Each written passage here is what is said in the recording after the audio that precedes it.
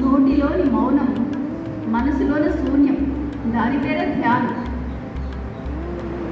నిజంగా ఇంత చిన్న, ఇంత సింపుల్గా ఉండి అద్భుతాన్ని సృష్టించేది ఏదైనా ఉంది అంటే అది ధ్యానం ఒకటే.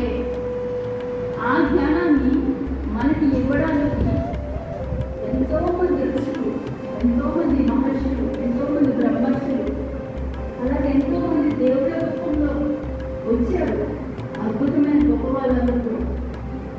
కానీ వాళ్ళు ఇచ్చిన సందేశాన్ని మనం స్వీకరించలేదు, వాళ్ళు ఇచ్చిన గ్రంథాన్ని మనము సరిగ్గా స్వీకరించలేదు.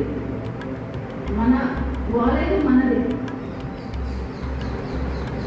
కానీ అన్ని గ్రంథాల యొక్క సారం ఏంటి అంటే మనిషి హాయిగా జీవించాలి, ప్రశాంతంగా జీవించాలి అని వాళ్ళందరూ కూడా ప్రయత్నం చేశారు.